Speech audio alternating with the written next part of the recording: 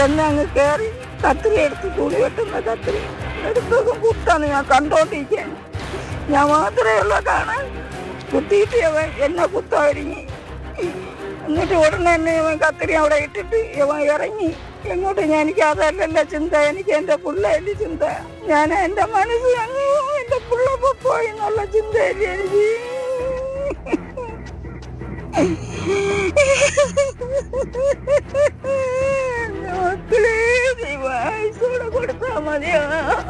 ഇന്ന് ഉച്ചയ്ക്ക് 12 മണിയോടെയായിരുന്നു സംഭവം. രാവിലെ രേണുകയും സാനുക്കുട്ടനും കൊളുത്തുപുഴ ടൗണിലേക്ക് പോയിരുന്നു. 11:30 വീട്ടിലേക്ക് തിരികെ വന്നു. അതിനു പിന്നാലെ ഇരുവരും തമ്മിൽ തർക്കമായി. വാക്കുതർക്കത്തിനിടെ കത്രിക ഉപയോഗിച്ച് സാനുക്കുട്ടൻ ഭാര്യയുടെ കഴുത്തിൽ കുത്തുകയായിരുന്നു.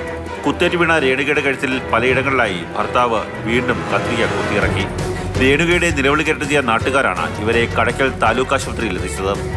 ആശുപത്രിയിൽ എത്തിച്ചപ്പോഴേക്കും ജീവൻ നഷ്ടമായിരുന്നു. രാവിലെ അവിടെ കൊളുത്തുപുഴ ഒരു വീട്ടിൽ ഹൗസ്മേഡായിട്ട് വർക്കിന് പോവാണ്. ഇന്ന് പോവാതെ അവർ ഹോസ്പിറ്റലിലും കണ്ട പോയിട്ട് 10-11 മണിയായപ്പോൾ വന്ന് വീട്ടിൽ വന്നപ്പോഴത്തേക്കാണ് ഈ വഴക്കുണ്ടായത്. ഭർത്താവ് വീട്ടിലുണ്ടായിരുന്നു, പിന്നെ ആ കൊച്ചിൻ്റെ അമ്മയുണ്ടായിരുന്നു.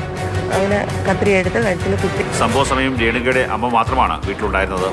കൊലപാതകത്തിന് ശേഷം സാനുക്കുട്ടൻ കുളത്തുപുഴ വനത്തിൽ കയറി രക്ഷപ്പെട്ടു. സംശയരോഗത്തിന്റെ പേരിൽ വീട്ടിൽ നിരന്തരം പ്രശ്നങ്ങൾ ഉണ്ടാകാറുണ്ടെന്ന് നാട്ടുകാർ പറയുന്നു. കുളത്തുപുഴയിലെ ഒരു വീട്ടിൽ ജോലി നോക്കിയായിരുന്നു രേണുക കുടുംബം പുലർത്തിയിരുന്നത്. അന്നേരമാണ് ഇവര് 3 നേരം കൂടെ അങ്ങോട്ട് ഇറങ്ങി പോണത് ഞാൻ കണ്ടു. ഭാര്യയും ഭർത്താവും തള്ളയും കൂടെ ഇവിടെ ഇന്ന് ആട്ടിനച്ഛൻ വേഗം ഞാൻ പറഞ്ഞു മക്കളെ പിന്നെ നനയാതെ എളുപ്പം ഇറങ്ങി പോയി എന്ന് പറഞ്ഞ് 10 മിനിറ്റ് ആയപ്പം വിളി കേൾക്കുന്നു. വിളി കേട്ടുണ്ട് ഞങ്ങൾ ആ മിച്ചത്തോട്ട് ഓടി. ഞാൻ അയ്യത്തോടെ തന്നെ മിച്ചത്തോട്ട് ഓടി ചെന്നപ്പോൾ ഇങ്ങനെ അവള് ബ്ലഡ് കുളിച്ച് കിടക്കുന്ന തള്ള അടുത്ത് നിന്ന് കരയുന്നു. മൃതദേഹം കടയ്ക്കൽ താലൂക്ക് ആശുപത്രി മോർച്ചറിയിൽ സൂക്ഷിച്ചിരിക്കുകയാണ്.